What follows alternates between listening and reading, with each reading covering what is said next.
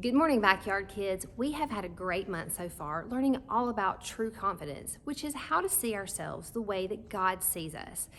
In our story today, as we pick it up, we're looking at a time that God had allowed the Midianites to take over the Israelites' land.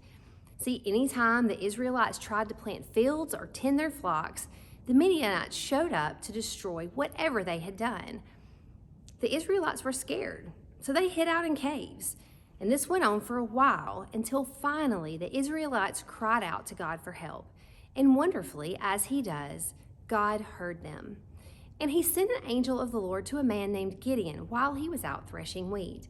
The angel spoke to Gideon, and here's how their conversation went in Judges 6:12 through 15. "Mighty warrior," the angel said, "the Lord is with you." "Pardon me, sir," Gideon replied. "You say the Lord is with us.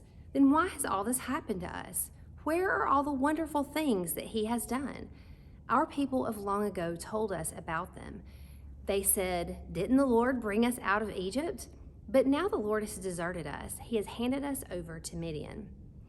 Then the angel said, "You are strong. Go and save Israel from the power of Midian. I am sending you." "Pardon me, sir," Gideon replied, "but how can I possibly save Israel? My family group is the weakest in the tribe of Manasseh, and I'm the least important member of my family." Guys, Gideon wasn't wrong. There wasn't much about him that would make someone think that he was a strong warrior. After all, he was currently hiding out in a cave, hoping to not have his wheat stolen. But God had a plan for Gideon. Still, Gideon doubted.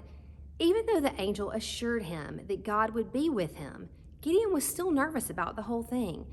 So he asked God for a special sign to show him that he wasn't alone.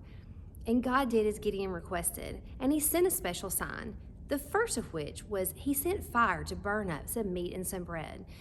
So Gideon started on this journey. So then when the Midianites and the Amalekites had gathered to attack, Gideon sounded a trumpet for the Israelites to follow him. But even as the army was gathering, Gideon was still pleading with God for another sign. He asked God to cause the dew to fall only on a woolen fleece, but not on the ground around it. Then he asked the God to do the opposite, for dew to be on the ground around the fleece, but for the fleece to stay dry. Sure enough, God came through for Gideon, and finally, Gideon was convinced that he was the person that God wanted to use. Later, Gideon camped together with 32,000 men at the spring of Herod as they got ready to do battle. It was here that God spoke to Gideon again, and here's what he said from Judges 7:2 and 3. "I want to hand Midian over to you, but you have too many men for me to do that. Then Israel might brag, 'My own strength has saved me.' So here is what I want you to announce to the army. Tell them, 'Those who tremble with fear can turn back. They can leave Mount Gilead.'" Did you catch that? God just told Gideon that he had too many men to fight the Midianites. God wanted the Israelites to remember, see, that he was the real reason that they could win. So Gideon sent home the men that were fearful, and 22,000 men went home, leaving 10,000 to fight. But still God said that there were too many men. This time he told Gideon to take the men down to the water and to dismiss those who got down on their knees to drink.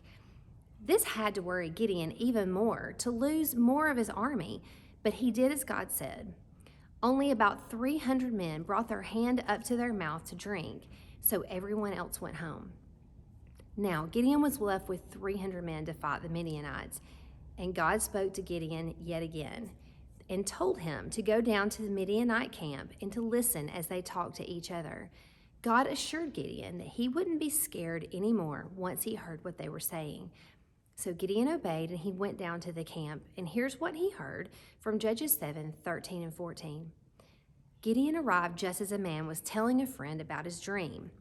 "I had a dream," he was saying. "A round loaf of barley bread came rolling into the camp of Midian, and it hit a tent with great force. The tent turned over and fell down flat." His friend replied, "That can only be the sword of Gideon, the son of Joash.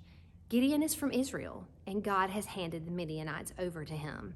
He has given him the whole camp." Wow. In other words, Gideon had just overheard soldiers say that they'd had dreams that showed them that the Israelites would defeat them. Gideon bowed down and worshiped God, and then he headed back to the Israelite camp.